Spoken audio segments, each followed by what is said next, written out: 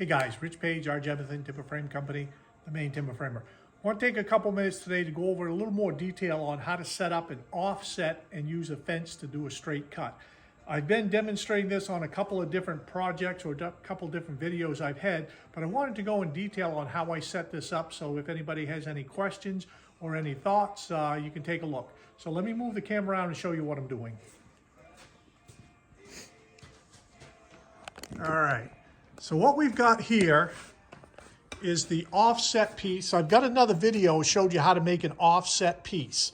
So the line that I want to cut on is this line right here. This is another line, don't worry about that one right now. So that's the line I want to cut to. So what I do is I'll set this piece here on the line. So if you can see the line, you can just barely see the residue of the line.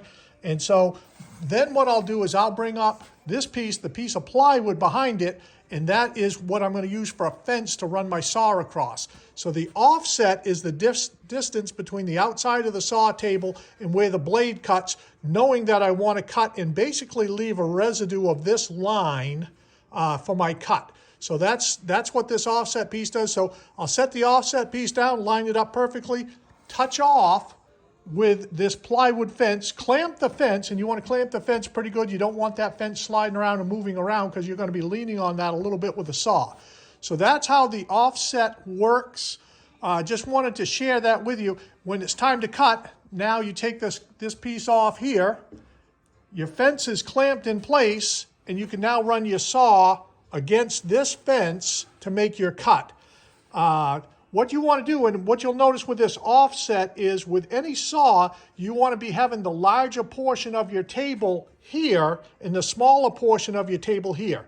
So I've seen a bunch of videos with people using saws and they're cutting with the small portion of the table and it's not supported. So what you want to do is support the majority of your saw here. That's why the offset is the size it is. And again, I've got a video that shows that. But that's how to make an offset. That's how to use the offset, remove it, and now you've got your fence in place. You're just going to come right across this area here. Your blade's going to be cutting here, and that'll make your cut.